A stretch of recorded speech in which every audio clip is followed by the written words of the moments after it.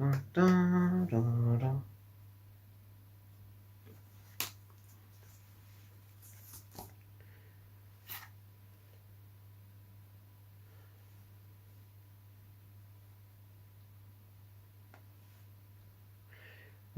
we are live. So, let's get things started off here. So, I'll give it a couple of minutes for people to actually jump in on this. So, first of all, apologies for this live stream being delayed a day. The reason is because the other day the boiler, my guys, broke. Essentially, well, I didn't break it, needed its pressure valve doing, so I had to stay. Basically, I had to wait around for a bloke coming to fix the boiler. So yeah, wasn't able to do the live stream yesterday, unfortunately. But here we are now, and see that one person up there joined. So hooray for that. So I'll just give it a minute or two for other people to join. And also, I did say in the last video, if there was any comments that anyone might ask, you can put them there below. Because there was one.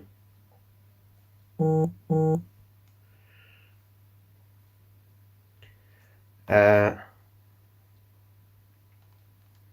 I'll just get a mix. So I'll just start talking. So obviously it's been 10 years now. 10 years, which is because frankly it's like odd.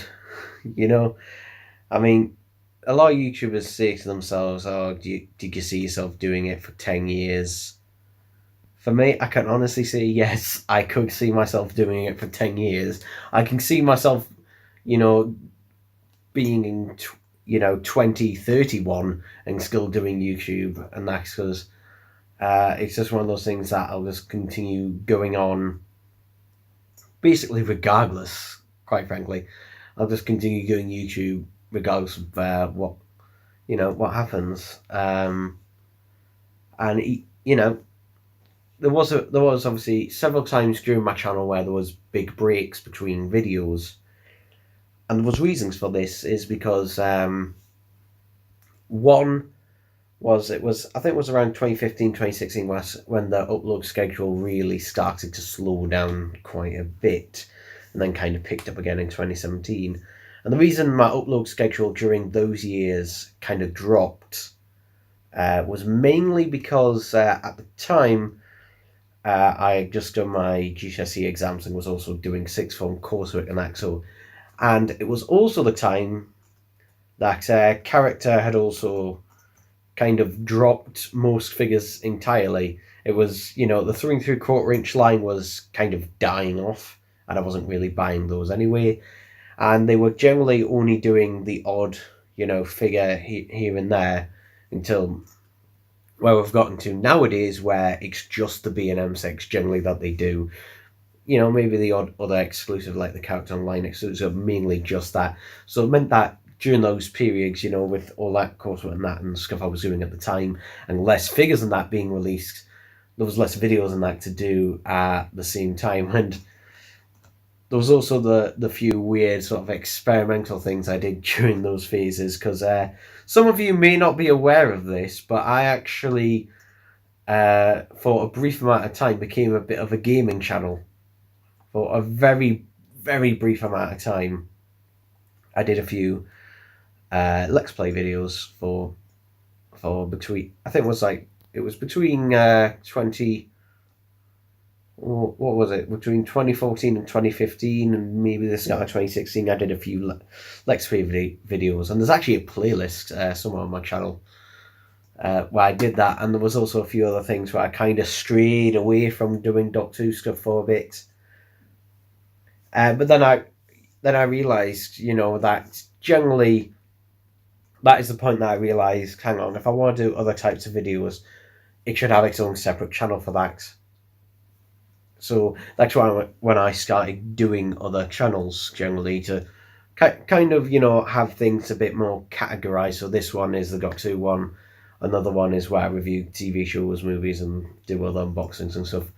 and then there's a film production channel that I do and the technology channel. So it kind of all, you know, kind of splitted it off kind of nicely because generally, I'm not saying this as an all case, but generally people will go to a YouTuber for one type of thing, you know, one type of you know video, whether it's a technology video, it's a toy review or whatever, but they'll generally go to them for that thing. And if you're going for a very niche thing, which is what I was, and the Got To thing, and then you kind of spread it out, but you spread it out like 5 years in.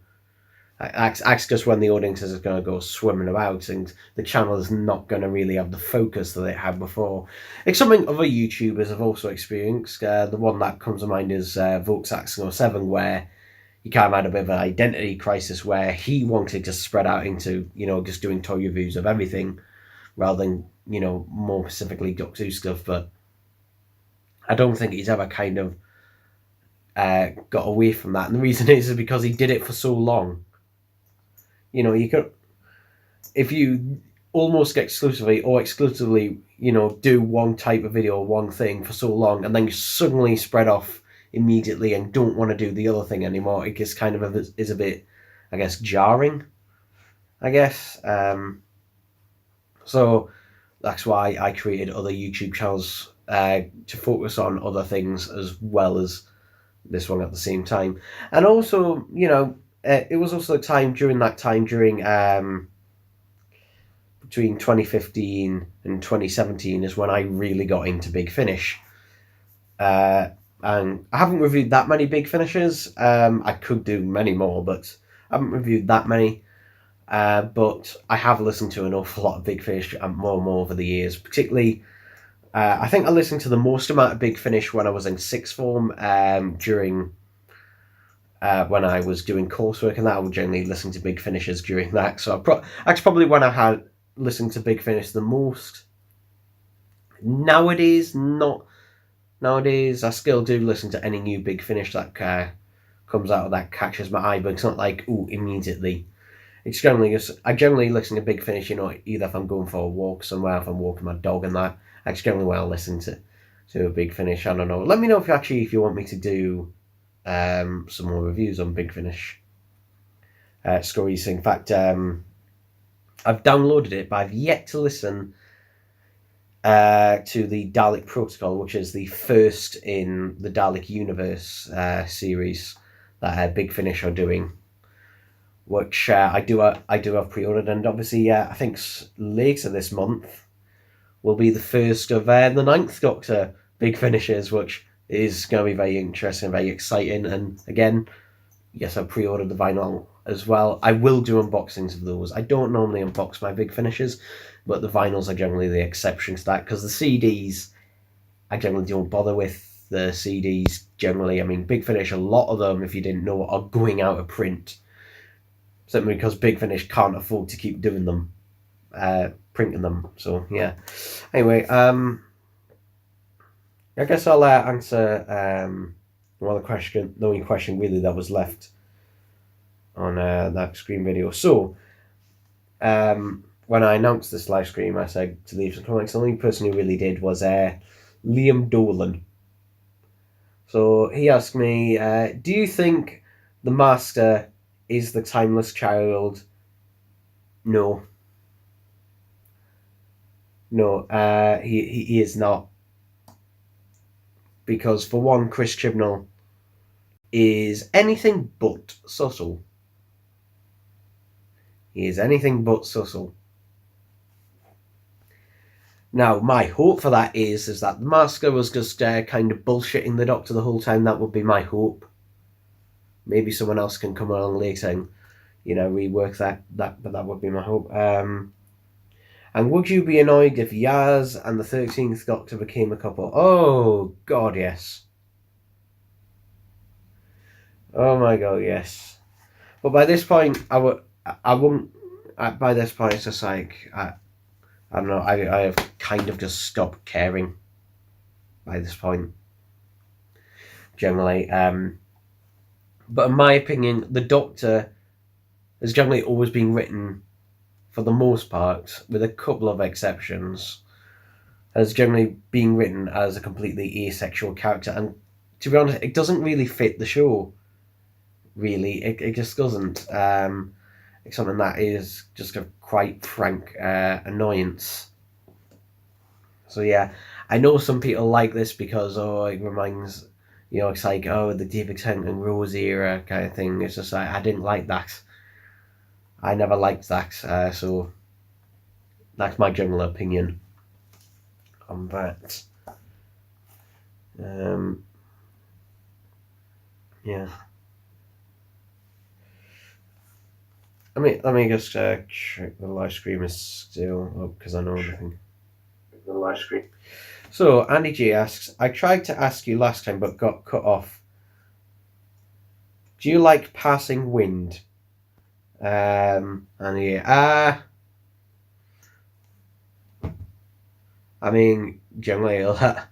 generally it'll give us an upset stomach if I don't pass wind. So yeah, that's my thoughts on that. Now 0.20 fan. I'm not sure who you are, but okay, you've apparently arrived. Andy A says, when is the moving video coming out? Well, the thing is, things have kind of been put on hold at the minute. What the hell? It's basically when an apartment becomes available for my granny, is when she will move into it, generally. So they think that one may be coming available soon, but we'll see. But before that, she also needs to have her second COVID jab, which she was meant to have last week, however, due to complications and there's a whole situation that I'm not going to get into. She hasn't yet, but she should be having it pretty shortly. So yeah. Hollywood Colvin, hello. Hollywood Colvin, Jimmy Pie sent me here by a tweet. Did he though? Did he? Unless you're talking about when he tweeted about my video back in 2018, where he tweeted about me, and now he generally refuses my existence. So yeah, if you're talking about that, then okay. But recently, nah, I don't think so. Don't think so. Tell you what, I'll have a talk about yesterday actually, because yesterday, if you live in England or I think Wales as well, from this week, the shops and outdoor restaurants actually opened again. So I was able to go out yesterday. I might be going out tomorrow, possibly, depends on what happens, but I might actually have a look around the HMV, and I did go to IKEA, had a look around IKEA, yeah. It's weird, I always enjoy going around IKEA. Some people don't, but I don't know.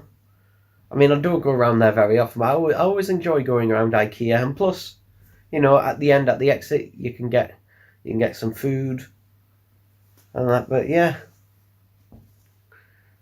it was just to be honest, it was just enjoyable to, just go out for a bit. But yeah, I will be going out probably tomorrow. I'll be going out possibly tomorrow or sometime this week into Newcastle City Centre and basically just go around places, probably look at a few record shops. I might even go into Forbidden Planet. Probably not, because Forbidden Planet has like fuck all really that interests me for years. I know some people went absolutely amazing when they started having exclusive Doctor Who t-shirts. But that has never interested me, so yeah, and they're bloody expensive t-shirts as well. That's just me. I get my t-shirt. I don't wear t-shirts, but I get all my shirts from Hair Primark. So meh. But yeah, obviously, not me. At the end of July, we'll obviously get the first lot of B&M sets, and in June, on June the 12th, on Record Store Day, there'll be the Dalek Annual Big Finish. No, not Big Finish. On the 12th of June, there'll be the Dalek Annual vinyl release. Now, I'll only get that if I see it in a record store at the time. Otherwise, I'll wait for it to come out online on Amazon because it's normally cheaper there. But yeah, I probably will pick that one up. I didn't pick up the Massacre. I did not pick up the Massacre. I might wait to see if it goes down a little bit cheaper, but I never picked that one up. The Ice Warriors, we finally got the pictures of that yesterday. That one, I love the artwork on the front. But I think I might wait and see, because it doesn't appear to be an Amazon exclusive. Nowhere does it says Amazon exclusive. So I might wait to see if that gets a price drop at any point. Maybe if it goes down to £40, then I might pick that one up. And obviously, next week will be the Big Finish exclusive Time Lord Victorious vinyl release with Paul McGann and David Tennant, which I will be receiving on Tuesday because Amazon are dickheads, and it's apparently will not be delivered until Tuesday. So, okay, there's nothing I can really unfortunately do about that, but I will unbox that and show it off on a video at some point. But yeah, it's just kind of stuff to come. Colin McCormick says, boxing match with Captain Jimmy Pie. No, I'm not doing a boxing match for Captain Jimmy Pie. Andy G, I will, if he agreed to it, I would go on a video chat and debate him.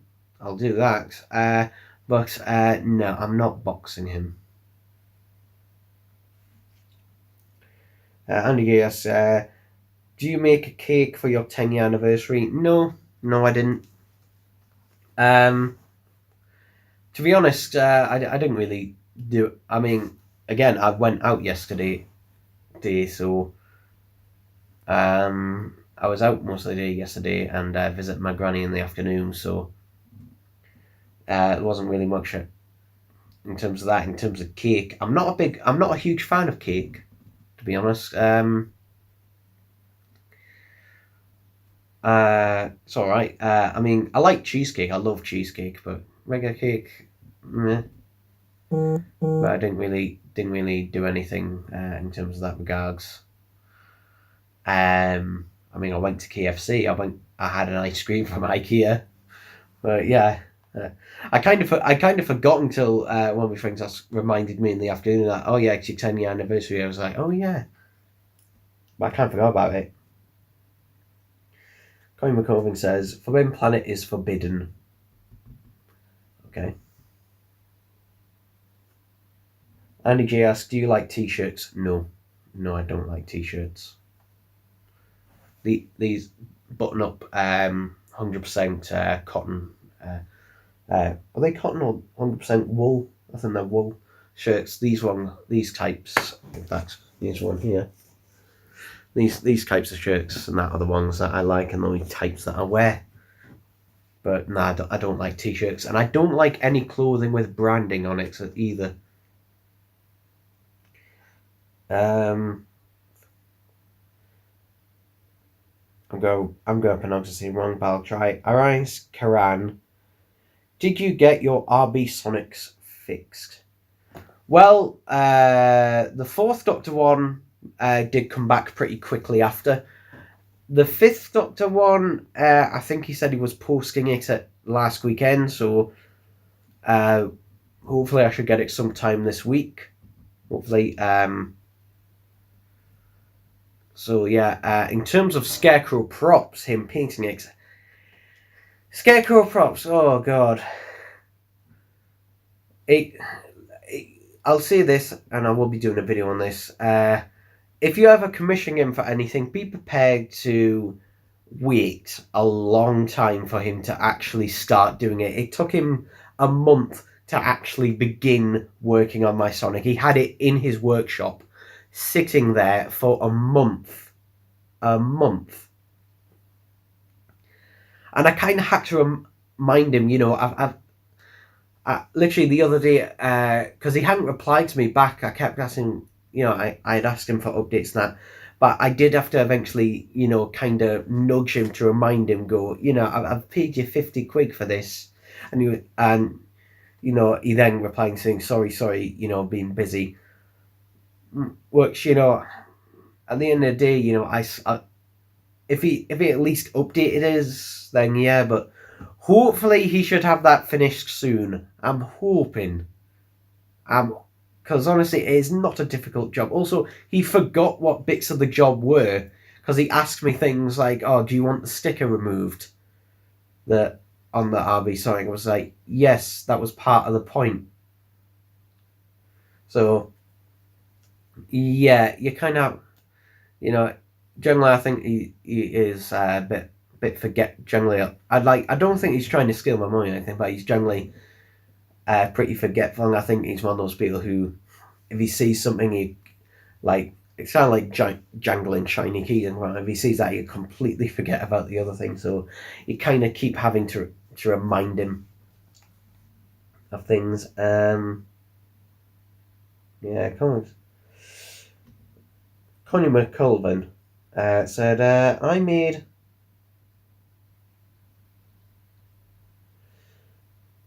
a viral video. If I can speak, I made a viral video called Callum's Connor versus Ronnie Perking. If you've seen it, nope. Sorry, I have never heard of those people either. So sorry, no. And do you watch Callum's Connor? No, I don't. Do you wear pajamas? No, I do not wear pajamas.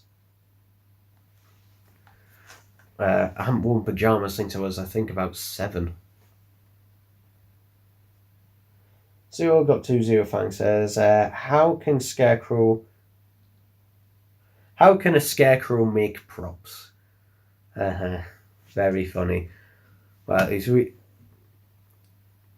real name is James, so scarecrow props is what he goes by. I don't know why. RB goes by RB because, he used to be called Russ Rep because his name's Russell, so I'm not sure why Scarecrow Props calls himself that. But okay. Conor McCulvin says, tea or coffee? Neither. I don't drink tea. I don't drink coffee. I don't like either.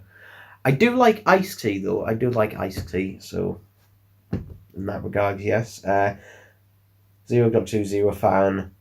Do you know who amazing Alfred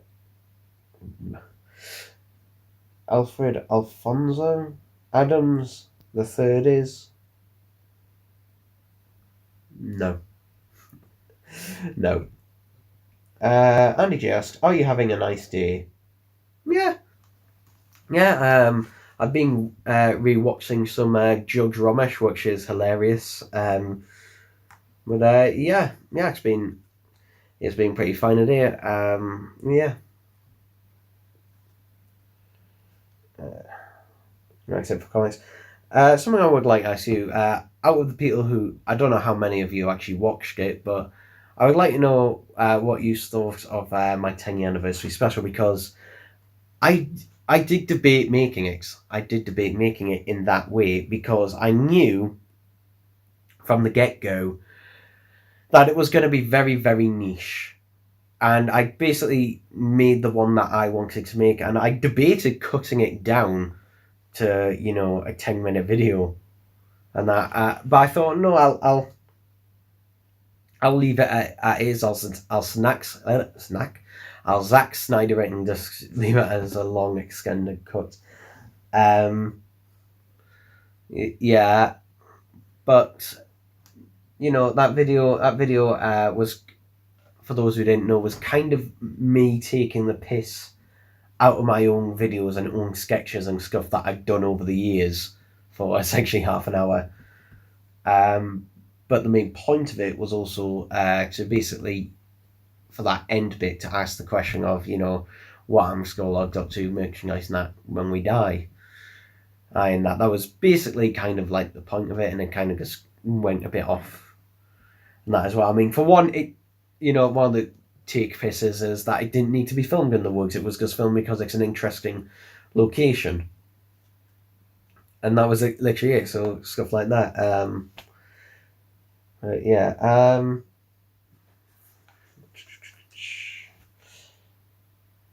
Cyber Alpha says, "Hi guys, hello. 0.20. I saw your tweet about me." Yeah, I did. It took. I didn't realize at the time that you weren't him. It took me a second because when I saw that, I was actually outside. I was actually outside having an afternoon walk, I think it was, and literally I could barely see it in the bloody light. I think I was during when we were having a kind of almost mini heat wave, so I could barely see it.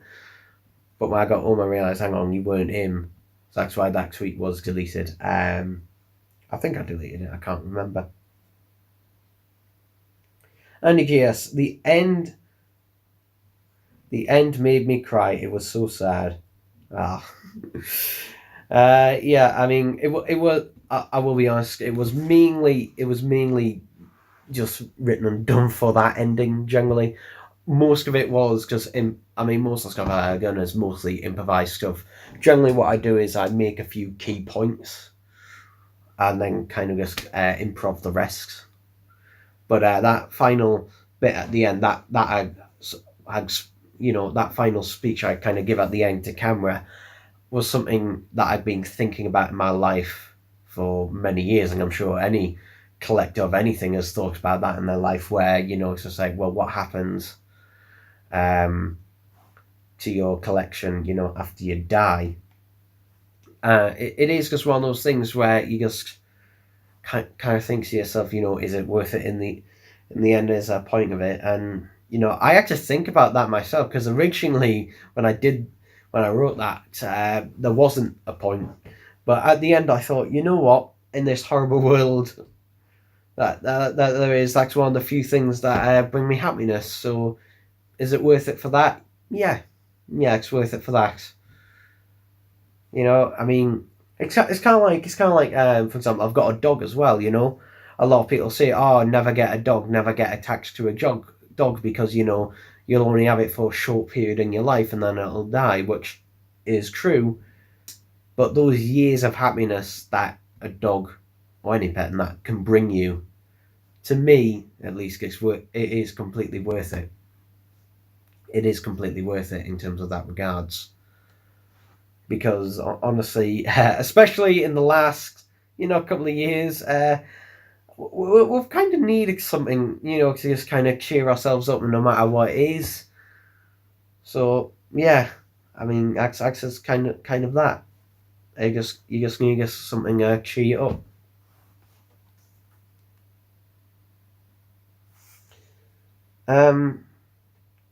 Around Karan, again probably mispronouncing that. Have you seen the Scooby Doo figure set for sale in B&M? Also, are you getting the van? Have I seen them? Yes. Am I getting them? No. Uh, yeah, pretty simple explanatory. I have seen them, but no, I'm not getting them. I'm not getting them. Something Scooby Doo related I would love to see, and if you're a fan of my other channel, you know I've gone on about this because I think someone asked me what Blu-ray would you like to see released. And I tell you what, the number one Blu-ray I would like to see released out of if I could have any Blu-ray release, of something that exists, mind you, of something that exists that hasn't gotten a Blu-ray treatment, it would be Scooby-Doo on Zombie Island. If I could have any Blu-ray released, that would be it. Will it happen? Probably not. But that of any Blu-ray I could have released, it would be that one. It would be that one. 0.250. I made a video about your tweet. Did you know? I'm actually going to go to your channel. And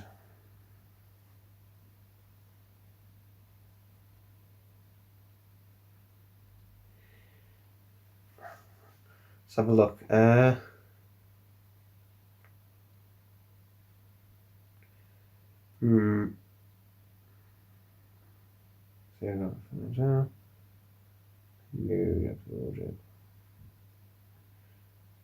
trying to find the video. 6 Sec receives. What is this? 6 Sec receives a custom figure in the post from his best friend. That isn't true, because my best friend is my dog. Postman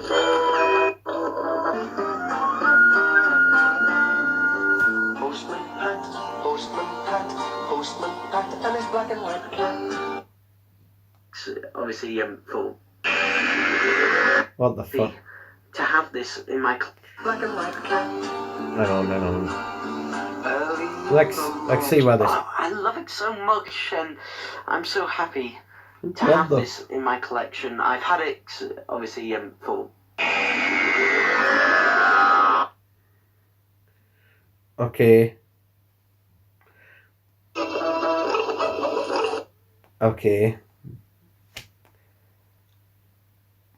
What the fuck? What the fuck? I mean, I have. I'm kind of feel a bit honoured to, just have a kind of troll video made that I'm in. So, yeah, I quite enjoyed that. Okay. Enjoyed that.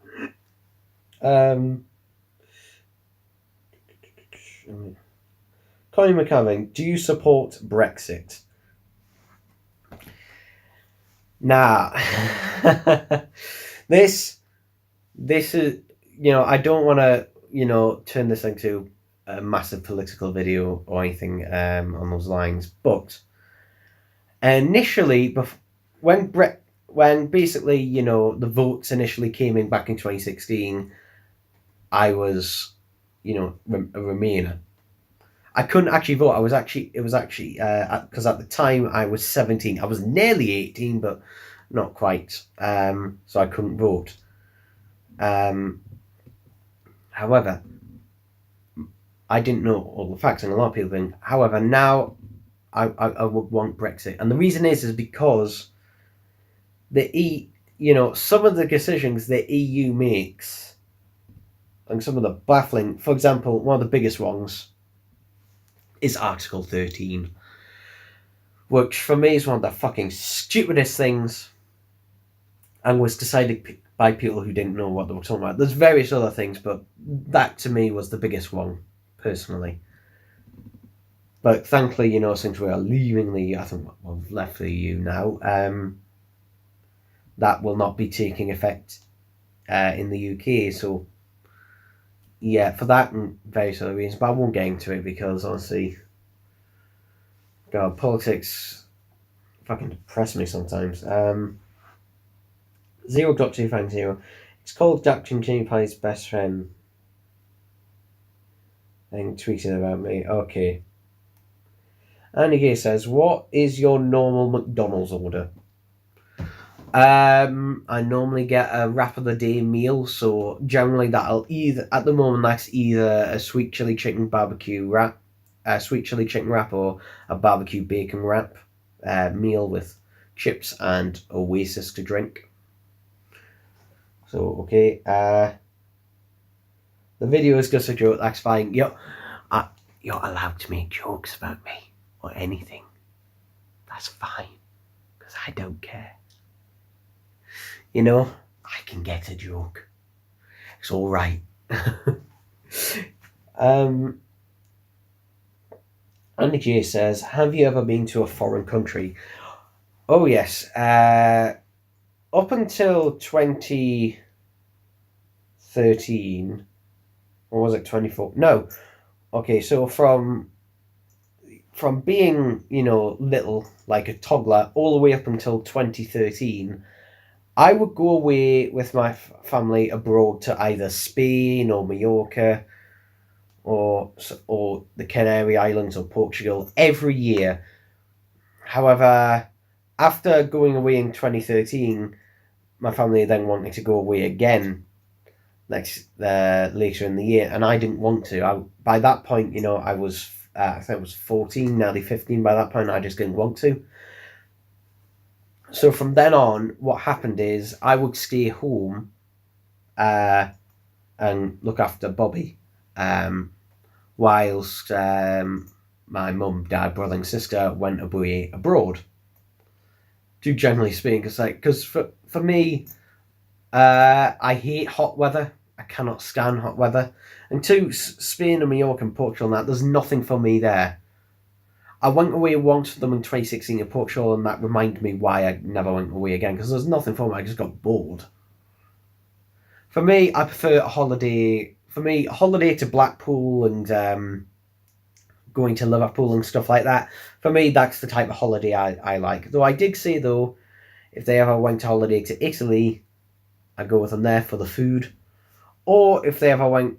I mean, I've never been to America or Australia. They're the two places that I've never been to that I'd really like to go to. They're the only two, exceptions. Yeah. Apparently, I went to Glasgow when I was very, very little. But I've never been since. Obviously, that's not a broad book skill. I don't think I've ever been to Ireland. I don't think so. I can't. If I did, I went when I was little. That I can't remember. But yeah, generally, I just prefer a holiday to Blackpool. That's my idea of an ideal holiday, which I will be doing in a couple of months' time.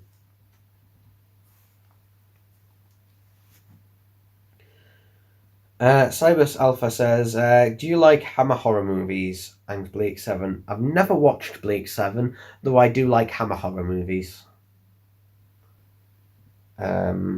Zero got 20 fan says, that's great because I've had you in the 5-ish Doctors video and Doctor YouTubers. Yeah, I am fine. Literally, just I remember it was a little while ago, someone said, oh yeah, I'm going to make a takedown video on you. And I was disappointed when they didn't make a takedown video on me because, to be honest, most of the time I find it funny. Because I find it funny because I generally I do take the piss out of myself and everyone else. Actually, just I mean, to be honest, me and my family, we all take the piss out of each other 24/7. I mean, that's part of the reason why I never told them I was a furry, because that would just be another thing on top of the pile that they could take the piss about. Because, they love taking the piss about me and various other things. So, yeah. Zero got 20 fan. I'm currently working on a better version. I'll probably watch that video after I've done this live stream, actually. What is your favourite incidental soundtrack from the Baker era?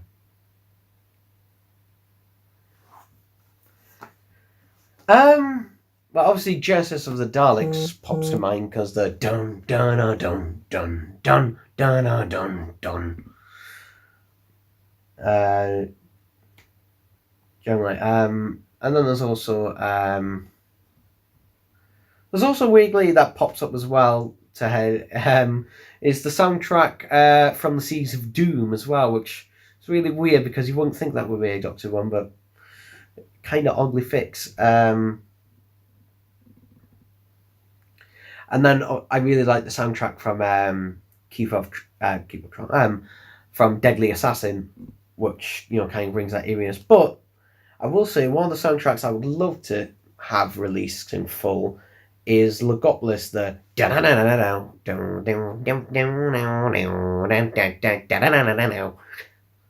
I got like that. I really like that soundtrack. I just with like that very early, obviously 80s soundtrack. To me, I would love to see that have a proper full release, like they've done for Survival, Ghostlight, and a few others. So yeah. Connie McConving says, "What's your opinion on Boris Johnson?" Oh, Bojo. Bojo. Now the thing is, Bojo seems like he is basically kind of doing a lot of kind of nothing, and kind of just like he seems like he's just kind of hoping things get better and kind of actually. But I will say this: the reason that the reason I prefer him to obviously Theresa May and even David Cameron and that before him, the only reason I prefer it is because he does seem at least a bit more down to earth and seems a lot more human. Really, he doesn't just sound like a robotic politician as much. So yeah, I think, to be honest, although I might not agree with some of the things he says some of the times, I think I could probably have a nice friendly chat with him about something. So, and he does seem to be able to have a laugh about himself. So I kind of like it's kind of like a kind of thing. I mean, basically, we could have a lot worse, but we could also have a lot better. He's kind of like in the middle kind of thing, because he hasn't done anything horrible. Or he hasn't done anything that's completely horrible, but he hasn't really done anything that's amazing either. So, yeah, he's just kind of in the middle category for me.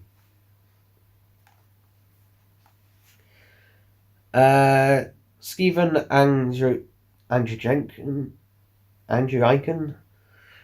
I am pronouncing last. Can you tell I'm dyslexic yet? But yeah, sorry about this. Congratulations on 10 years. Here's to the next 10. Yep.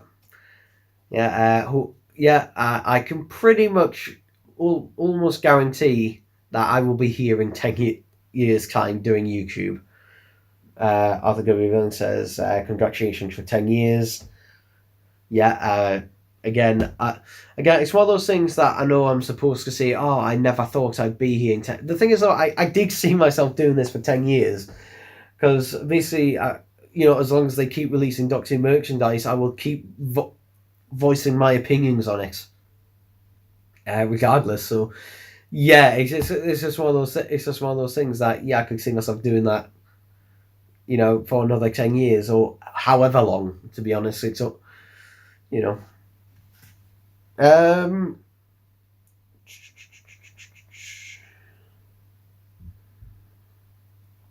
Andy Gear says, is it hard being a furry? No. Andy Gear says, is Peter Davison and Colin Baker both fell over in the street? Who would you help first? I think I'd probably help Colin Baker first, and the reason is because Colin Baker is, a fair bit older than Peter Davison, and so yeah, that would be literally the only reason why. That would literally be the only reason why. I mean, if they both fell over, yeah, I'd probably put my arms out like that, and so I'd pull them both up. But yeah, it wouldn't be a preference in that. It would just literally be, I think Colin Baker would probably need my help first, because he is I think he's about at least 10 years. Is he 10 years older? Something like that. Actually, Alexa, how old is Colin Baker? Colin Baker is 77 years old. Alexa, how old is Peter Davison? The sun is 4.6 billion years old. No. Alexa, how old is Peter Davison? Peter Davison is 70 years old. Alexa, stop. He was born. Okay, so 7-year difference. Okay, but that would be why. Connie McCorrin asks, Boris is funnier, so he's better. Yeah. Arise Karen. Have you met any Doctor Who actors, classic or new? I met David Banks once. I don't remember it vividly, but I do remember I shook hands with him at the Doctor Who Blackpool Museum. I think, was it 2007 or 2008? At some point, and he actually put on a Simon helmet. there, I think, the lamp arm, but that was very briefly. Apart from that, no, I've never went out my way. I mean, I'm someone who absolutely hates conventions, to be honest. If I was to meet any of the Doctor Who actors, I wouldn't want to meet them at a convention or in a big, massive crowd or anything. I would want to meet them, I don't know, in a restaurant or a coffee shop, somewhere a bit, a bit more one-to-one, because I do like to have a natter for a while. So, yeah, I don't like conversations being restricted to like 30 seconds or something. I mean, to be honest, I'm not too fussed on it either. And also, I probably won't ask him the typical questions. Yeah, I'd probably ask them. I'd probably go out of my way to ask them probably the weirdest questions ever, because I don't think anyone else would ask them that. So yeah, so I've kind of answered that question. 0.20. The better version is not uploaded yet, but I have the original version uploaded. Erotic Foreheads. That's an interesting YouTube name. Okay. What do you reckon is the possibility is of getting prototype figures for B&M for future releases? I think it's much more likely now. And the reason is because generally, Alderaan that is wanting to release new figures and that, but obviously molds are expensive, which is why they've only done hex sculpts really. So they might go back and look at their prototypes and think, right, what didn't we release that has an interest now? And one of the biggest ones that they made a prototype of and never released was the Wheeling Space Cyberman. And the reason I think that didn't get a release is because they weren't 100% happy with it, because it did reuse a lot of parts from the Tomb Cyberman. But nowadays, I think they should release it. I think they should. Obviously, we're not going to get it this year, but maybe next year. I don't know. No, but we're not going to get this. I mean, we're getting, Earthshock Cybermen this year, so yeah. Which again, I am all for that. I particularly really want a cyber leader, a David Banks cyber leader from Earthshock. So yeah. But please get the handlebars right, Alderaan.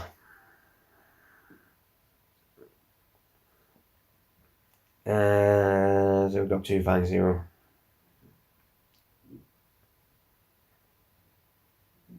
But May has better. I don't know what that means. Are you supporter of the Labour Party? No, absolutely not.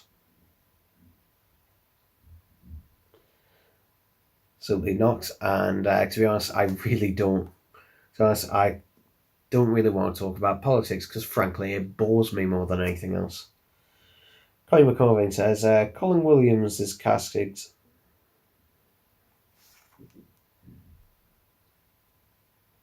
Really?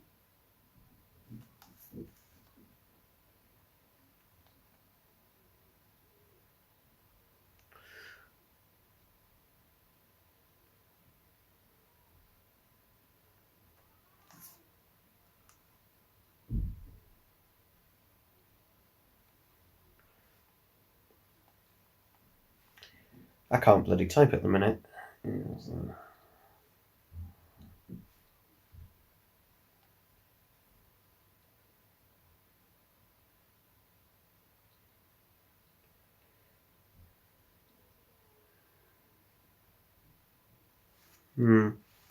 don't know. Unless you're trying to take the piss, but yeah.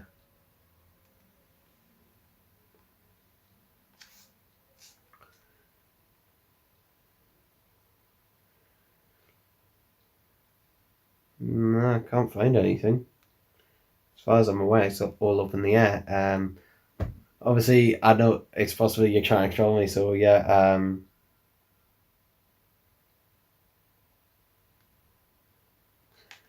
If you can find an article proving it, though I don't think there's been anything. Obviously, there's the big thing of check Twitter, and that there'll be loads of fucking posts about stuff like that, because people endlessly retweet it again and again and again. Yeah. Also, I might do a review on the first Dark Universe after I've listened to it at some point. At some point when I get a chance. To. I have not checked Twitter recently, which means there is a ton of stuff in my Twitter feed. Come on, Twitter.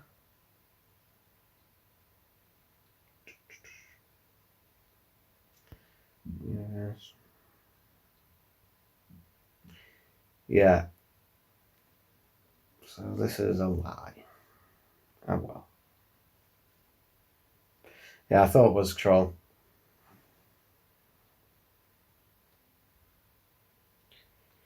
But yeah, I thought I'd check it just in case because a lot of the time it's weird how many times I've done a live stream and something has been announced during the stream. For example, I think it was like some B&M stuff was announced during a live stream, or a new Blu-ray set or something was announced during a live stream. So I have a thing of just like when a live stream is happening, just like something will just be announced.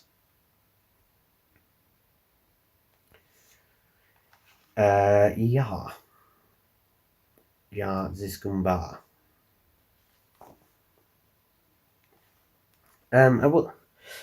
I will say though that in terms of stuff that I'm looking forward to, obviously for me this year is obviously the Galaxy X. I always look forward to the Galaxy X, but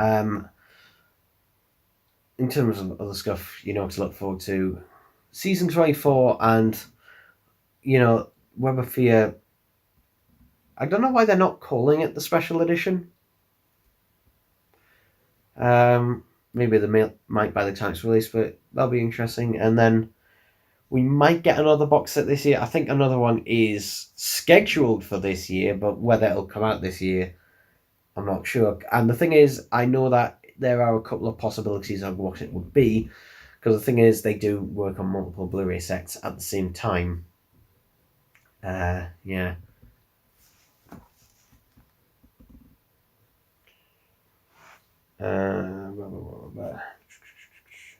Tom Williams is one of my favourite actors alongside Tom Cruise.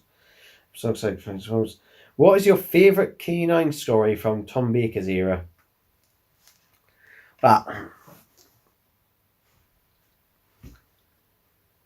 I mean, I'm assuming you're just meaning a story that K9 is in. The thing is, K9 during his actual era is, the Graham Williams era. It is not a favourite of mine, and that's generally when I kind of, for me, the first year, the Graham Williams era is probably his best year. But I'm just not a fan of the Graham Williams era. In terms of favourite stories that feature K9, I mean, he's in a state of decay a little bit. So, there's that. But in terms of favourites, I don't know, Invasion of Time, maybe? It's not a high bar for me personally of ones that he's actually in, because a lot of the time during that era, he's only in it a small amount.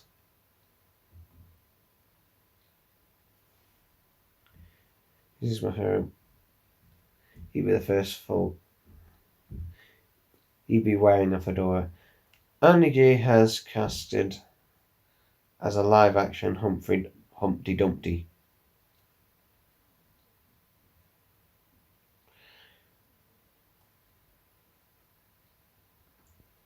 I don't think Andy G looks like that.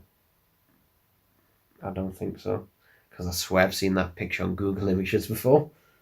If he does, then okay, but I don't think so.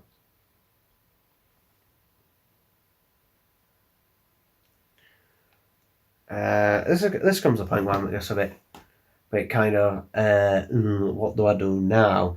And just kind of sit here for a bit and just think, yeah, no, maybe. So this will be the typical point that a lot of people will be used to. If you've got anything else to ask, any comments or anything, please put them below. It can be literally absolutely anything at all. Like anything. And I will answer it. I will answer it honestly. So, yeah, I don't know why people don't take as much advantage out of that as they do. I mean, it could literally just be something like, would you rather, or whatever, or a push the button and this'll happen thing. I think the Key to Time stories was good. Was a good season. I do not like the Key to Time season. I really do not like season 16.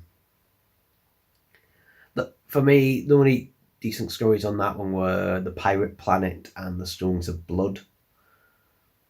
I can't really remember anything about the Androids of Kara other than Romana finds the key to the segment of the Key to Time pretty much instantly at the start of the story, and that's literally all I remember. I haven't seen it since I first got the DVD about a decade ago.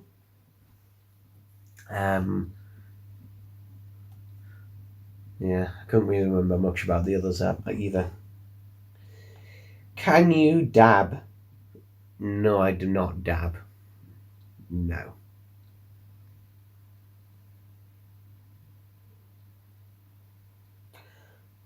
Would you rather turn female or have your skin colour changed? Says Connie McCoven.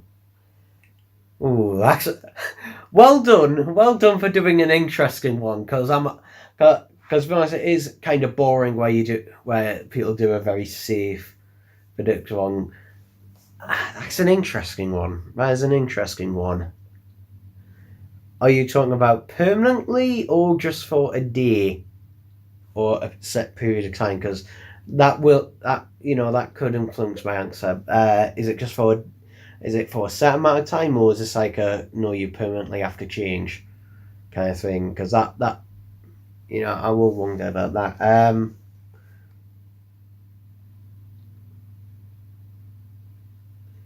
But if Connie McCormick, if you can just tell me whether that'd be a permanent thing or whether it'll be a set amount of time. I'm just curious to know, and then I'll come up with my answer. But we'll keep that on hold just for now. Permanently changed. Okay. So I'd either change into a white female or a black man. Actually, that is an interesting one. That is an interesting one that I'm probably putting in far too much thought on.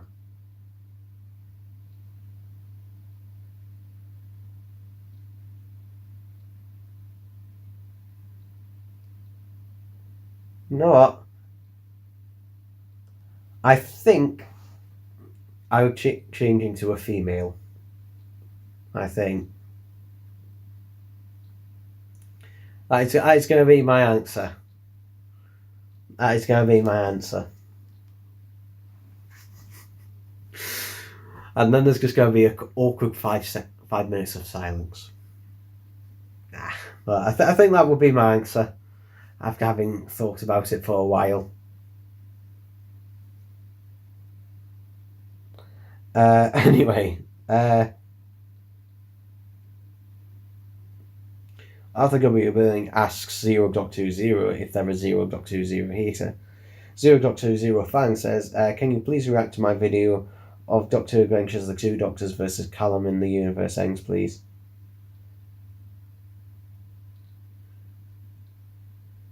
And he says he's not a fan. I might react to that at the end, so after these. Cyrus Alpha says, do you think the Blu-ray collection box sets are cheap in quality?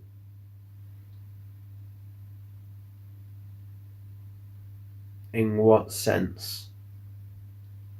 In what sense do you mean cheap in quality? Do you mean in terms of content? Or do you mean like the physical packaging that they're in? Because the packaging, okay.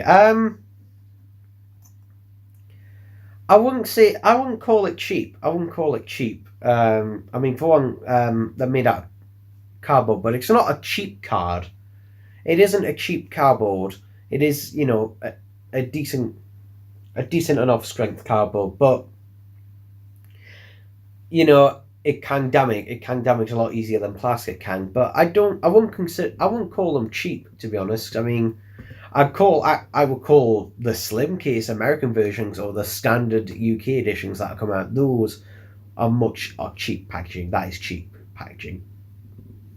But the Blu-ray sets are completely the limited edition ones anyway. Versions are more expensive to make because they are completely custom packaging for nearly every single one.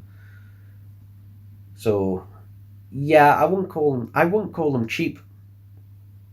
I would call them a little bit fragile. I would call them a bit fragile, but I wouldn't call them cheap. I mean, it's the kind of same thing with a vinyl record. You know, they for the most part come in a cardboard sleeve. But again, it just depends how thick the card is and how nicely it's printed and that. So it kind of just depends in that regard. But I wouldn't call them cheap. And I do agree with Sour. I do love the. Sorry, I don't know what I was saying there, but I do love the limited edition packaging. It just looks nicer, and it looks nicer, on a shelf, and it just feels more collectory, really. I mean, it's the kind of same thing. For example, when I bought The Shining and Jaws, I went for the collector's limited edition version rather than the steelbook, because the steelbook is more like a sort of a more, I guess, normie collector's thing, whereas the actual collector's editions of those films came with art cards and booklets all about the films and even original posters, and that to me is more collector focused than just a steelbook. A steelbook, it's nice enough, and it's nice, and I will get a steelbook over, if there's no other versions. But it's less collectory than having a proper collector's edition with booklets and stuff and nice artwork and packaging and everything. So for me, that's kind of my opinions on that.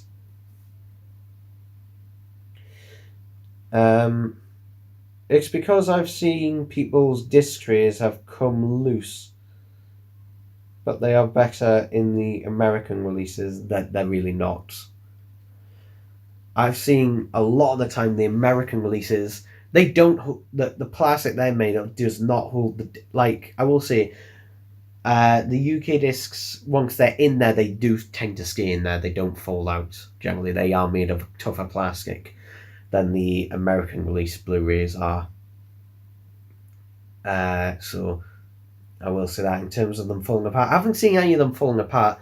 I've had them where maybe one of the discs has maybe not been put in properly and it's being loose inside the box, but there's not much wiggle room for it in there, and I do prefer it where it's just like one disc per tray as well. It just makes things a bit, aesthetically pleasing, but also it means it's just easier to get the discs in and out. But it is also made of a harder plastic than a regular Blu-ray case is as well, those trays in there. So that is just my opinion on them.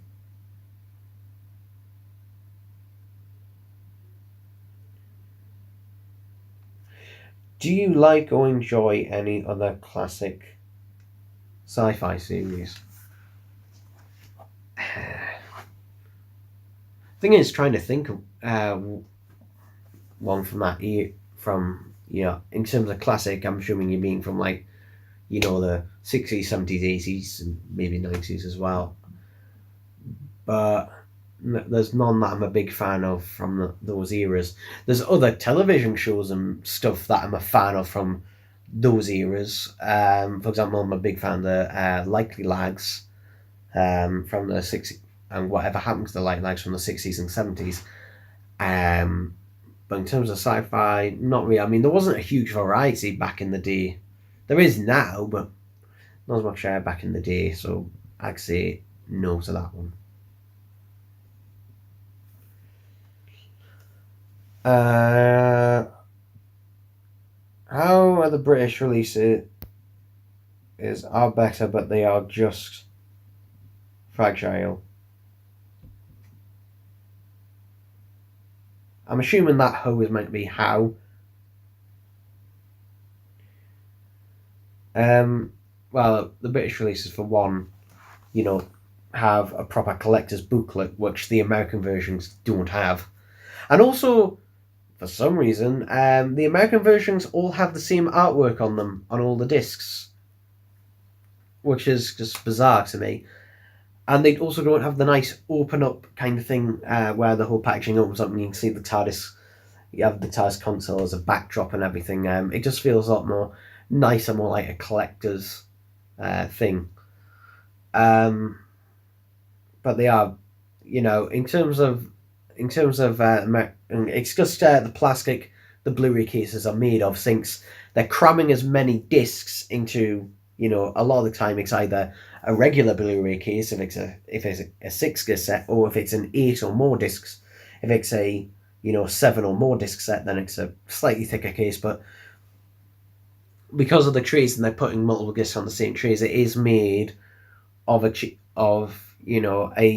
one thinner plastic, and also it is a lot cheaper. It's the same with little Blu-ray cases. It's also why if you have a Doctor Who DVD release from the early 2000s and then have one from either the 2010s or now, you can tell the early ones are made of a really hard, solid plastic, whereas the later ones are made of a very, very much thinner, flexy bendable plastic that is made to be cheaper. In fact, now they're even in clear cases as well, which they say is meant to be environmentally friendly, but really the real reason is, at the end of the day, it is cheaper that way as well.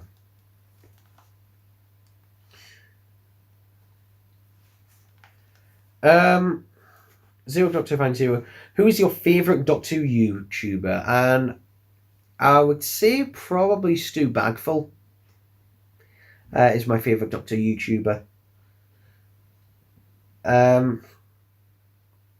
Cyrus Alpha, I mean, the British versions are better. Yeah. Erotic Foreheads, again, interesting YouTube channel. What is your best guess for the Keys of Marinus and Sensorite sets, since they haven't been labelled as companion sets? True, but that doesn't mean they won't contain them. But I do know there was a Sensorite prototype made way back in, I think it was like 2009 or something, or somewhere around that time. There was a Sensorite prototype made, so we've got that. In terms of the other sets, they might do a Vord figure, because that, is a possibility, and they could do like a standard Vord and then do a Vord version, one of the Vord pretending to be Marinus with just the Vord head and, a Marinus body, which they could do probably by repainting the Master's cloak from the Demons. And again, they could do head swaps and have Ian, Barbara and Susan, but rather than have them in the same sex, split them across the two. There could be a First Doctor figure, but I doubt it, since we're getting a First Doctor TARDIS. It makes more sense that will be the case. I mean, they could have two, but unlikely. The thing is, though, this is why I don't generally do predictions like this, is because sometimes you can predict until the cows come home. You can only make so many predictions on them. I mean, with Dalek sex and TARDIS sex, or even the Doctor Who Blu-ray sex, or animations to come, you can pretty accurately predict what they're going to be, because there's only a small variety of what they could possibly be.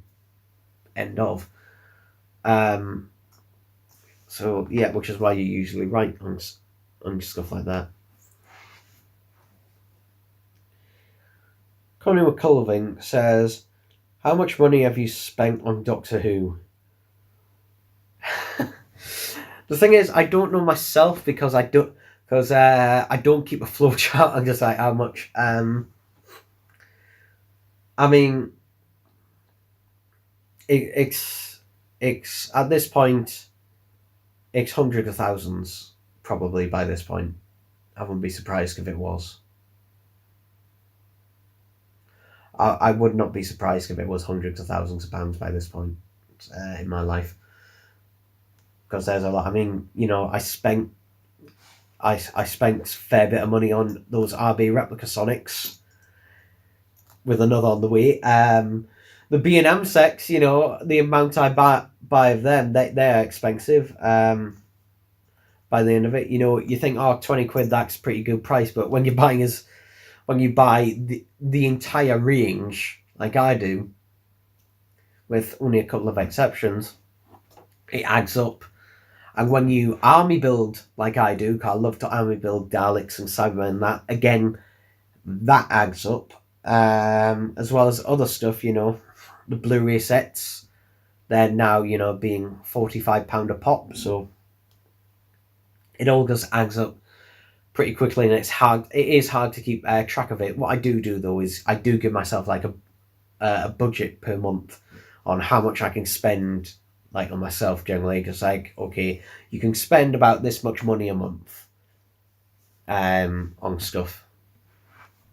So otherwise, I go complete. Otherwise, there's the temptation to go completely overboard. So that's generally how much I spend on stuff like that. Not, it kind of varies as well. It does vary a lot, because obviously in July that money's going to go up because B&M sets are going to be out. It's going to go up in June because I'll be in Blackpool next. So if I see anything in collect shop, there we go. And there's certain exceptions as well. For example, if I ever find the Product Enterprise gold-plated 13-inch movie Dalek for a reasonable price, I will get. If it's £350 or less, I will get it. Normally, though, it's going for a lot more than that, especially now. I will say Product Enterprise stuff has come down a little bit recently. Not much, but it has come down a little bit. Cybersurfer, Heli 6 Sec, do you think when they release the black and white Sanctorites, the black and white seasons in volumes instead of seasons, I mean, think of the size. Okay. No, I don't think they will. And the reason is, a lot of people don't understand the difference between what you can fit on a Blu-ray and what you can fit on a DVD. A single layer DVD can fit 4.7 gigs. A dual layer DVD, which is what most of the Doctor Who single release DVDs were, they are 8.4 gigs. The Doctor Who Blu-rays are either 50 gigabytes or 25. Normally they're 50. For example, Power the Dalek Special Edition, that is 3 50 gigabyte discs. And also, the file sizes as well are smaller for the Doctor Who Blu-ray range than they are for the animations. And the reason is because with the animations, they are in true HD, which means they're a higher resolution and a higher bit rate. These stories on the Blu-ray sets are upscales, so they are, the bit rates and that's are lower, so you can actually fit more on a disc, which is why we can fit, for example, that's why Planet of the Daleks, you can have the regular version of the story and the CGI enhanced version of the story and all of the special features on one disc. That is why it can all fit on the single disc. So, in terms of, so I think there's 8 story. I was actually talking to a friend about this, Reese. So in season 1, I think there's 8 stories. So they could make a 9-disc set, or they might decide to combine them. But it would probably be a 9-disc set, maybe even a 10. But the thing is, that is not much more. That is not much more. Because, for example, we've got 8-disc box sets, which are about that thick. So 10-disc will be about that much thicker. Or even a 12-disc. It's not that much thicker, to be honest. The only reason they would split them up is not to do with size, it would be to do with price, generally. That would be the only reason they would do it. It would not be to do with the size of the sets. I mean, for example, some box sets of complete series of other shows and stuff like that have had massive, massive box sets. So, yeah, they can fit them on, no problem. Or they might decide to do 2 discs per tray rather than 1 disc per tray, which would, again, half the size of the set. So would they do that? You know, stuff like that is more likely them to do than split them up. Because it does seem much more likely. The price would definitely go up if they kept it as one. The price would go up. I imagine probably it would be about £70, maybe. So the only reason I think they would split them up, if they did end up doing them, is to keep the price lower. But other than that, I don't think they would. Plus, it would be difficult in a naming scheme, and it wouldn't all quite line up. So, but basically, they're going to get all the colour stuff done first. Basically, they're going to get everything from season 7 onwards done first, and then get onto that. Basically, and also, they're probably going to wait for all the animations and that to come out as well. So, yeah.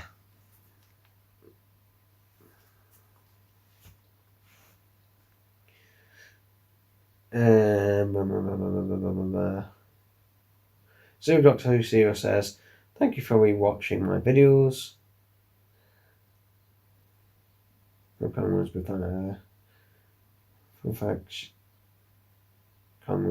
Again, I don't know who Colin Williams is, so it doesn't make any difference to me. What about the discs when they come loose? Well, again, that does just depend. You know, normally it doesn't happen. 9 times out of 10 it doesn't happen, but that is generally something that can happen with anything. Like, for example, I've had Doctor Who steelbooks where a disc is loose or something like that. But here's the thing. If you get Blu-ray discs, it doesn't matter as much, because one, in the box sets, they don't have much, in the UK ones at least, they don't really have much room to wiggle around in. And two, for one, if that did happen and the disc was damaged, you can always, contact BBC Disc Support and get a new one. Or, here's the thing, Blu-ray discs are really difficult to scratch. Like, the only way you can really scratch a Blu-ray disc is if you deliberately try to scratch it. And the reason is, Blu-rays are 8 layers. A standard Blu-ray disc is 8 layers. A standard DVD is only 3. And the reason is, Blu-ray discs, you might not see it, but Blu-ray discs are actually a bit weightier than DVDs as well, because they've also got a coating on them to avoid them scratching. For example, if you go back and look at Sony's prototype Blu-ray disc back in, I think it was 2005, might have been 2004, their prototype Blu-ray actually came in a caddy, just like a mini disc did. So, or to those make it more familiar, floppy disk. So it actually came in a caddy, their prototype one. So that's why they worked on having basically a coating and material made that was hard enough and resistive enough to avoid any scratches like that. So really, you'd have to deliberately try and scratch a Blu-ray disc. To this day, I have not come across a scratched Blu-ray. And I've bought many, many used ones. And brand new ones, obviously, as well. But never come across a scratched Blu-ray. Obviously, I've come across ones that have got fingerprints and that on, which, they just wipe off dead easily. Never come across a scratched Blu-ray, ever. Never. DVDs, on the other hand, oh god, yes. I think if you just stare at a DVD long enough, it'll get scratched. But Blu-ray, not the case. I know. I know. I don't know if it comes across in this video, but I do know an awful lot about the DVD and Blu-ray formats. Okay, I do know a lot about formats. I have studied format wars over the years. To what purpose and what I feel? Maybe this very conversation, or maybe none at all whatsoever. But there we go.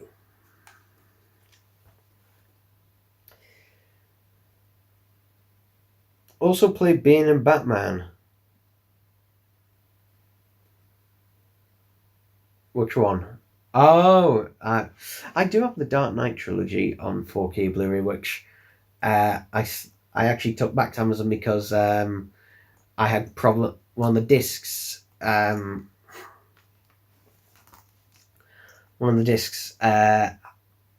not been properly pressed, and basically the problem was it was slightly misaligned.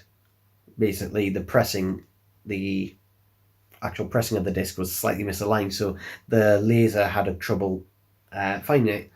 So I returned it, though I did actually manage to rip it before then, so I've actually got a sealed one upstairs. That's a fun fact. But there's a difference between the... I know that kind of contracts what I just said, but there's a difference between the disc being malfunctioned when it's being pressed and, you know, actually gaining a scratch. There wasn't any scratches on that one, though.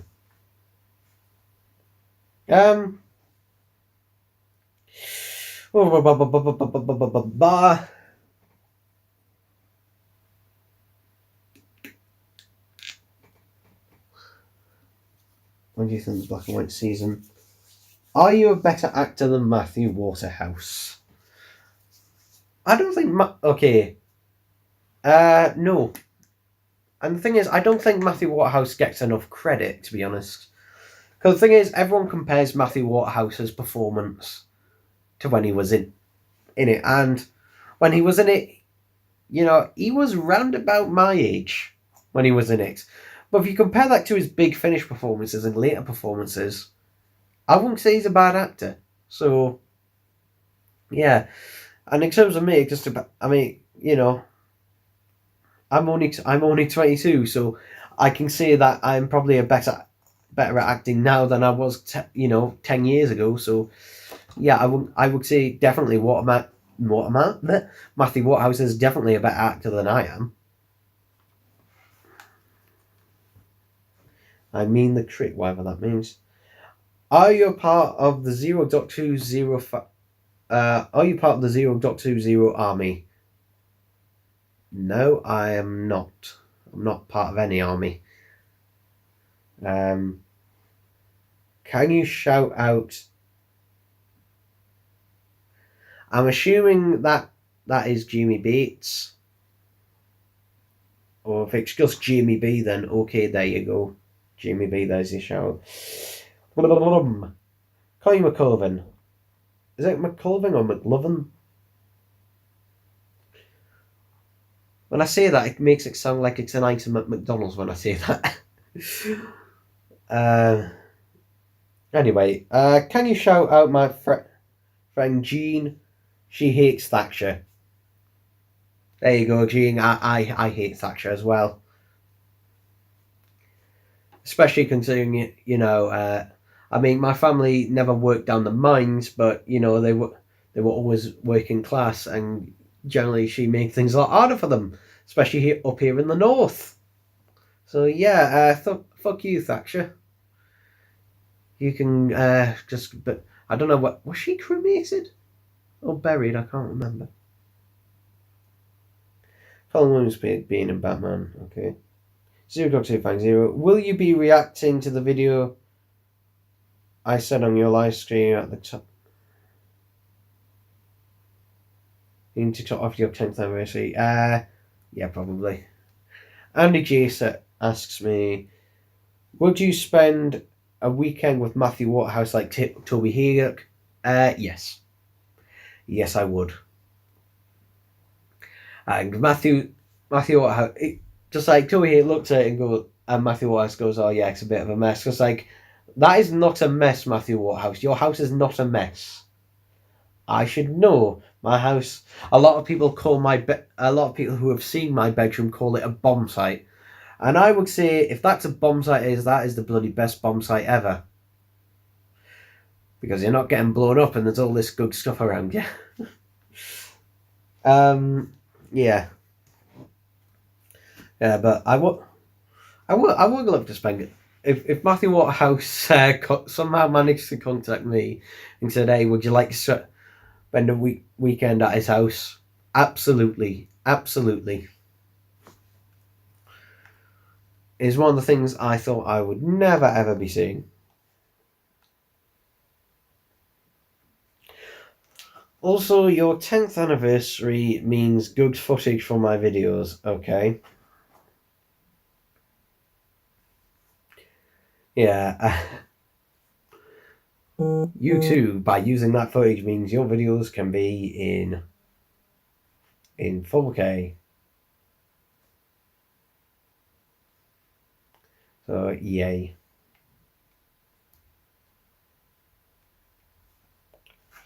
Yeah, I'll say. I mean, I said this about 10 minutes ago or something. Again, if you've got any more comments on that, post that. Please post them below. Otherwise, I might wrap things up and watch Zero Doctor Fang Zero's video. And I can't remember what one it was. Zero Doctor Zero Fang. What was the video? Was it the 5 Doctors one you wanted me to watch? Oh, here we go. Andy J says, "Do you think John Levine and Katie Manning are mental?" Yeah, but the good kind. The good kind of mental. But yeah, probably. Well, actually, I won't go as far as say they're mental. A bit loopy, a little bit loopy. A little bit loopy. I won't go quite into the far as mental category yet. No, it's the one before. Doctor Adventures, the 2 Doctors. Oh, that one. Okay, I will react to this video.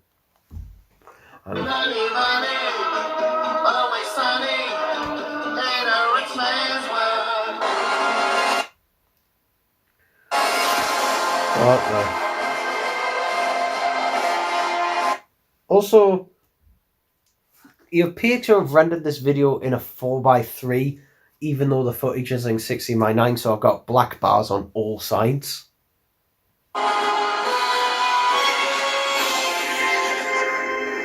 I'm going to have to try and block this a bit just so YouTube does not take this. Well, I say YouTube, the BBC doesn't take this video down. So I'm going to talk over this. And try and. Your foot's inside them, is that it? Oh, that's way over. They're not going to think like me. They're going to become me. Okay.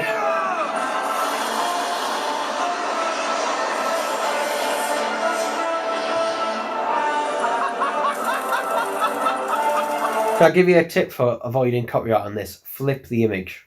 Literally just, you see that you should flip it. Because then it's harder for the content ID to match. There's a little tip there. They're all going to turn into... What the fuck? What the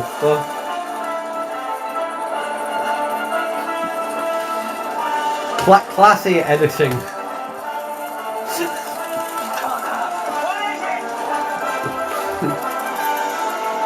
Fucking A-level editing.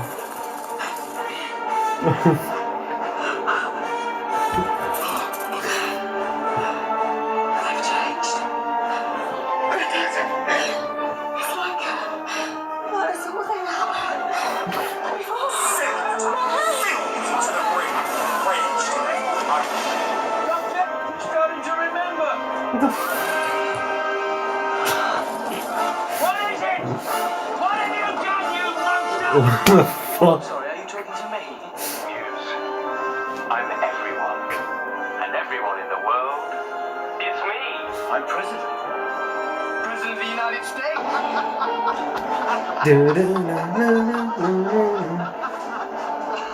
I'd really like to get this soundtrack actually on vinyl. To the tin tax again, isn't it? It's been a year.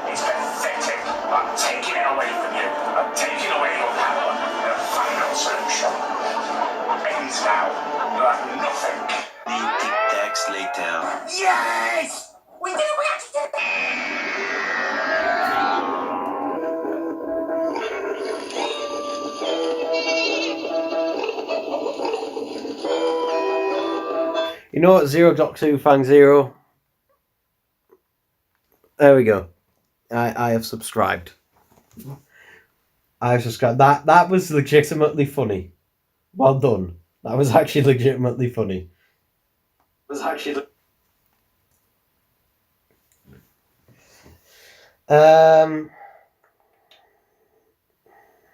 I think it's the one before.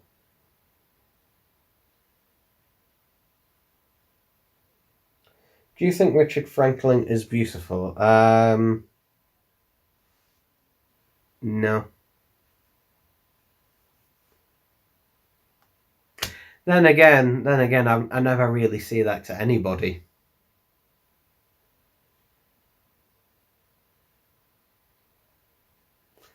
I want to see this 5-ish. Okay. Okay, I fucking hate Mr. TARDIS reviews now. I was a subscriber for him since his early days back in 2010. All the way up until the start of the Jodie Whittaker era, where he basically said anyone who doesn't like Jodie Whittaker is not a Duck 2 fan, fuck all of you. And became the biggest guest career out there, rivaling only Dimmy Looming. As long as you're not making me say incriminating things, go for it. This is excellent news. Oh, hang on. Go for it. This is excellent news. Hey! No, not him. Fuck you, okay. Oh, of course. Of course it would be that picture. That red nose day picture. That fox was the only decent red nose, actually, and even that one wasn't great. Yeah, the 2021 red noses were pretty crap. So I'm a oh, there he is. You alright? There's Shitty Pie, who I swear I think he does. So we've got some footage from Batman March. Again, A-class editing. In this episode, I'm going to be taking a look at the first ever variants of classic series Cybermen released in action figure form, alongside the 1960s incarnation. I will say this, like, whatever editing you're using, which, to be honest, I mean, I'm not trying to be funny, but it does look like it's probably Windows Movie. It looks like it's set to 4:3, even though some of the footage is 16:9 clearly. So you get black bars on all sides. So yeah, select it to 16:9. It just makes it look so much better. Of the Doctor and some of the So you're not in a black empty void hole. unique and groundbreaking variants of the. You should be working. Why aren't you working? Okay. It's lovely, of course, and groundbreaking variants of the. You should be working. Why aren't you working? Yep. Figure is lovely, of course. There's been plenty over the years that have been sold on eBay without the string netting. Oh, what happened here? Why is it full again? That's like not cropped. I've seen so many of them on car boots and market stalls. However, I'm happy to report mine is intact. It's got its little belt, along with his.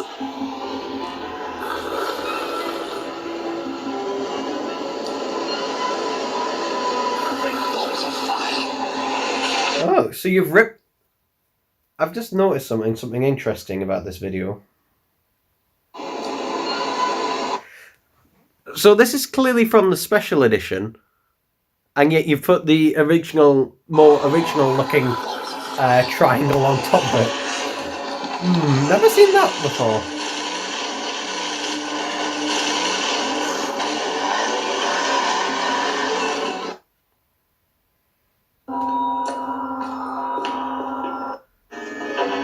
I should clarify that I have nothing against people of a different orientation. As I've said over and over again, you can do and identify as whatever you want. Mr. TARDIS's favourite person. I'm actually subscribed to him, actually. I, and most people, only have a problem if you demand special treatment. That ain't equality, yo.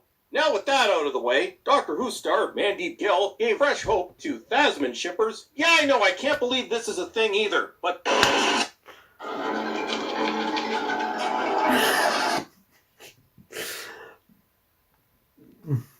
Okay.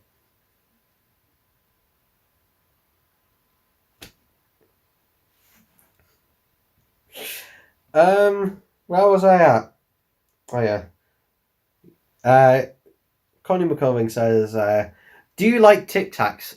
Yes. I do like Tic Tacs. I haven't had Tic Tacs in a while. The last Tic Tacs I had was the Coca-Cola Tic Tacs. Yeah, they did a limited edition Coca-Cola Tic Tacs, which I tried, which were quite nice. They even had a tiny Coca-Cola logo printed on them. But I do like Tic Tacs, although I don't have them very often because they're normally pretty expensive.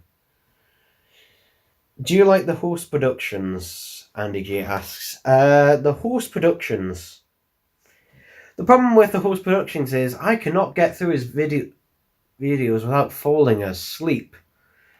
Like the host productions, I think it was one of the TARDIS sects he was reviewing, and he took nearly 15 minutes, I'm not joking, 15 minutes going over every single little fucking detail of the packaging. Which I generally don't bother.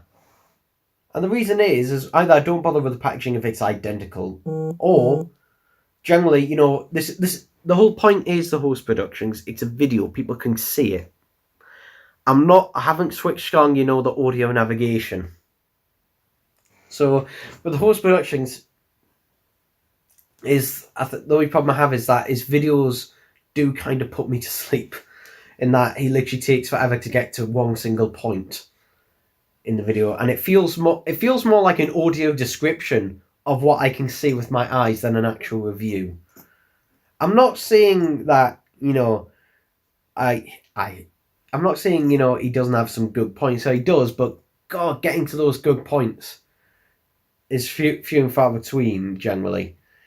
Is because he takes forever in a day describing what we can see with our eyes, which is why normally I've tried to make my reviews more summarized than what I think, rather than going through this is what we can see with our eyes, because it's a video. The whole point is it's video form.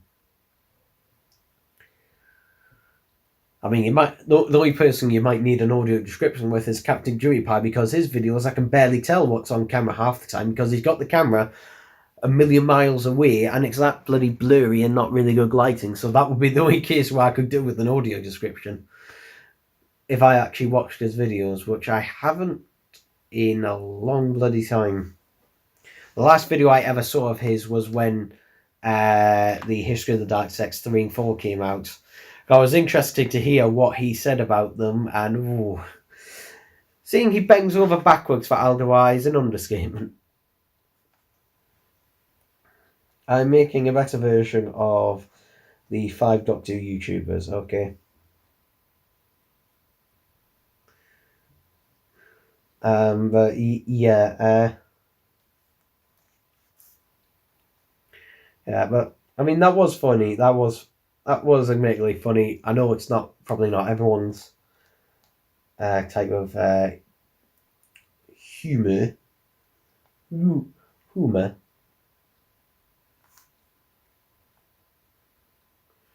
Bah.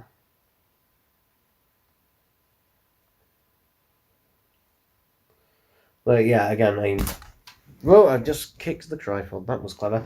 But yeah, if you've got anything else to say or you'd like me to react to another video, then by all means. What do you spend your YouTube money on? I don't get any YouTube money.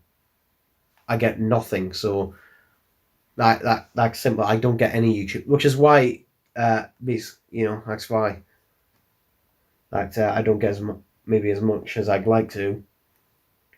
But I do not get any YouTube money.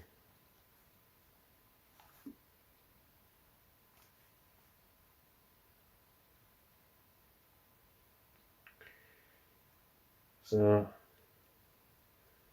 yay. Blah, blah, blah. I'm just not happy with that Dalek scene.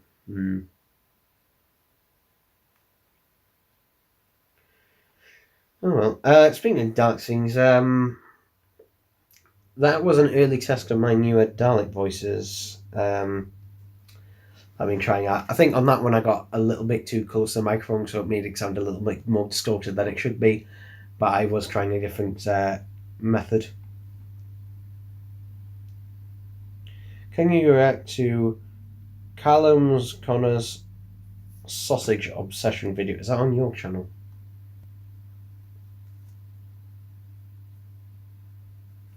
Here it is. Hey, and welcome to Callum's Corner. I've got a big video to report today about the penis club, and my personal area of expertise, sausages, and stuff. I've literally consumed, it must be thousands of them during my life. I still have a massive hunger for penises, other men's penises. They're gorgeous. Lovely.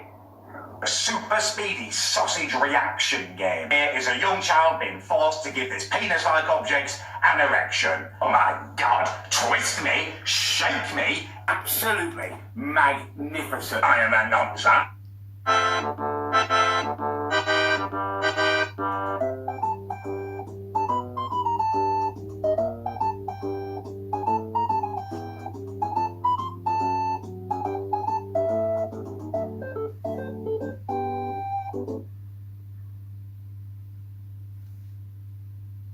Okay.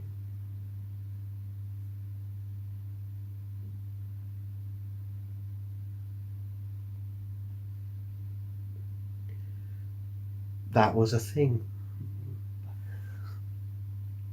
That was a thing. That happened. That was a thing.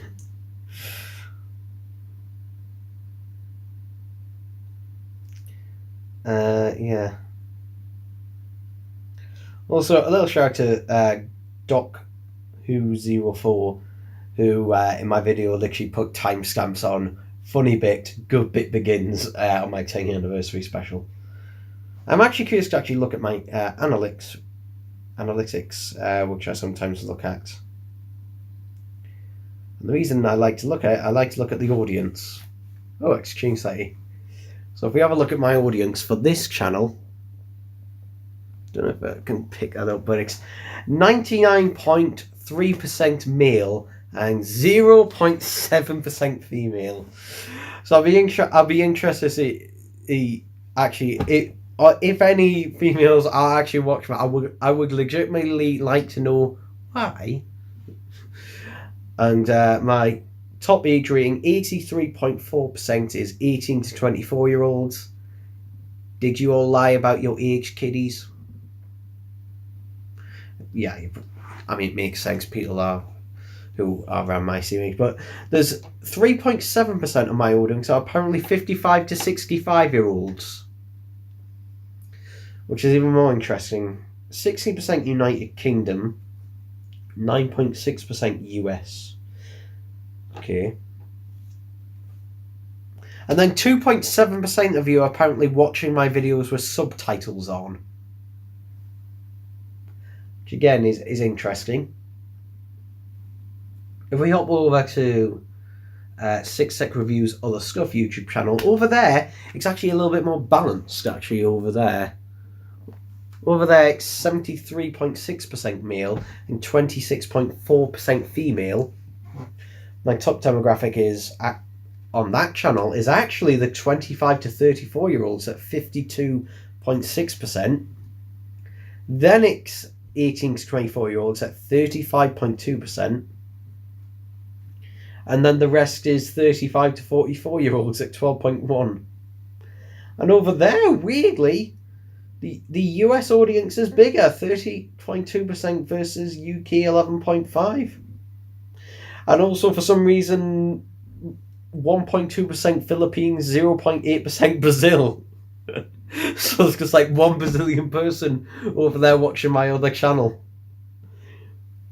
4.7% subtitles, okay. But yeah, that's... I always find them very interesting.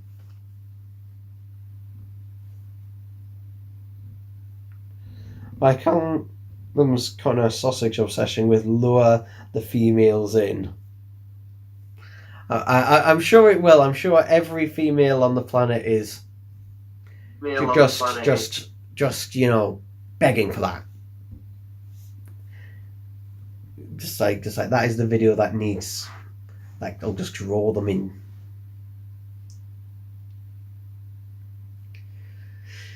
But yeah, this is really fucking weird. The audiences kind of differ between the two of them, I guess.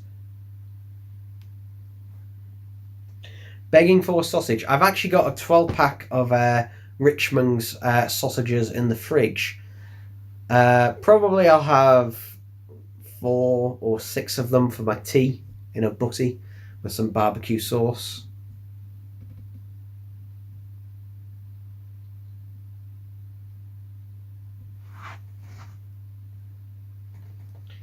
Callum kind of likes Richmond sausages as well. Well, yeah. I do like Dixon's. Dixon's sausages are nice, or anything from a butcher's, really. Morrison, that's why I like going to Morrison's. It's one of my favourite supermarkets is Morrison's, because they're they're pretty much the only supermarket still around that still has a proper butcher's in them. And also a proper bakery as well, like a proper bakery. Some Asda's have a proper bakery, others don't, but Morrison's, they generally do have a proper bakery and a proper butcher's.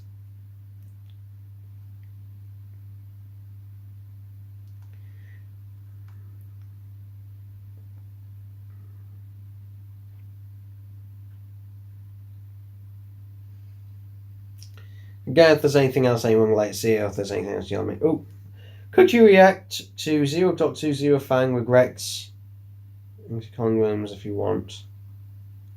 Yeah, I think I'll probably wrap things up because I'm losing my voice a bit. So if there's anything else that anyone would like to ask or see or do or things, then yeah, please let me know. Let me up. Bloody, it's 10 to 7. It's 10 to bloody 7. Well, on that, you know, I'll kind of wrap things up a bit here. In terms of everything. So, I did actually plan to do a 10-year documentary, although about doing my YouTube videos, but I decided not to, because I decided that's not really interesting. Very interesting, to be honest, and I do behind the scenes along the time anyway, so I've never done anything along those lines, because I did plan to do a 10-year documentary about my YouTube, but I thought I'll be just either repeating myself on stuff I've already mentioned, or just kind of summarising things a bit. Because, you know, I do... Also, I would have done a behind-the-scenes filming for my 10-year anniversary special. The only reason I didn't is because it was... The way that one was done is because it would have literally just been the same footage. There was actually a third alternate opening that I planned out and was actually going to shoot, but I didn't, and basically it was a jab. It was basically just, you know, more jabbing at me, saying, "Oh, you know, you're a loner. You've never had a relationship," and that kind of thing. That was going to be part of the opening, but although that was planned out, that was never done either.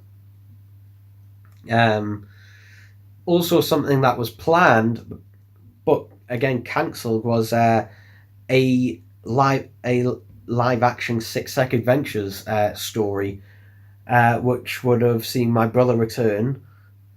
And my brother was up for it initially, but now no, because he can't be asked, really. And I think he's a bit embarrassed about it as well, so he will not return. But basically the plan was to feature the return of the Wire, yeah, and another villain as well, which I'd had a couple in mind. I might adapt it and do an audio at some point. Speaking of audios, I never finished my my Scooby-Doo and the Red Devil Demon audiobook. I did finish writing it. I did actually completely finish writing it. However, I never recorded the last 2 chapters. And I actually had plans to do a third one. But, you know, hey-ho. And, yeah, I still to this day I've not really done any more work on my fourth album. So there's a lot of things, you know, just in the pipeline for things that I could be doing, and that again, it's just a bit of a frustic kind of time. And on top of all this, I've been looking for jobs and that as well at the same time. So yeah.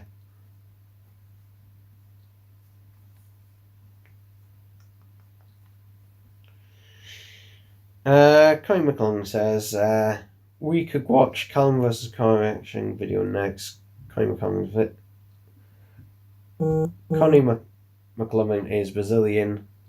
Yes, I am. Are you Brazilian? Alright, English comment. Have you ever considered applying for a job at the BBC? aka commentary / narration? No, and the reason is because you can't just apply like that. And for one, I won't get in. I would not.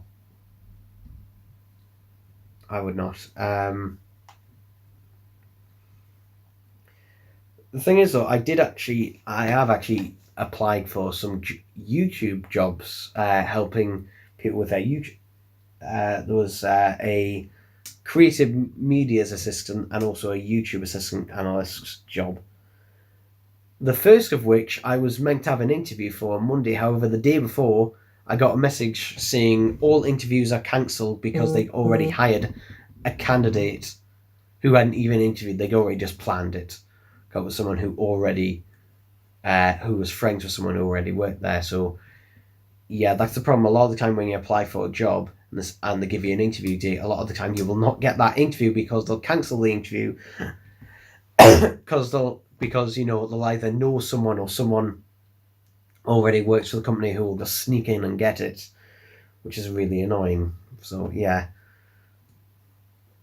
but I would love to do, you know, either commentary or narration on something like that, or well, particularly a job that I would love to do is voice acting. I would love to do voice acting as a job, but yeah, unfortunately, you know, I've got to look a lot more realistically for one, because those questions are harder to get into and there's less and less options at the moment. Thanks, Infinite. What are all these notifications I'm getting? If you're wondering why you can hear vibration, that's my phone getting notifications.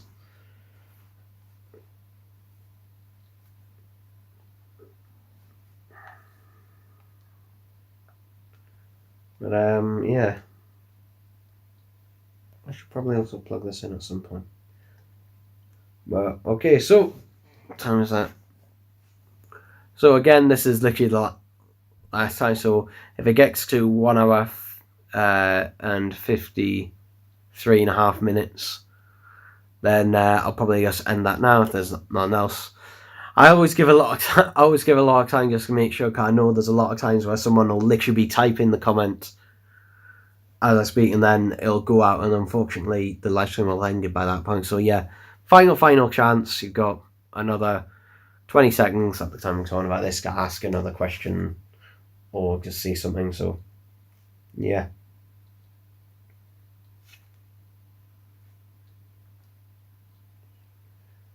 Five, 4, 3, 2, 1. Yeah, okay, so yeah, that is it for this live stream. I'm not sure when I'll do another one. I guess it'll probably be when a new Blu-ray set or something comes out, or perhaps when we get more news on the B&M sex and that. But yeah, well, I hope you enjoyed this live stream and that, and I'll see you whenever I do another one or next video and stuff. So yeah, bye bye.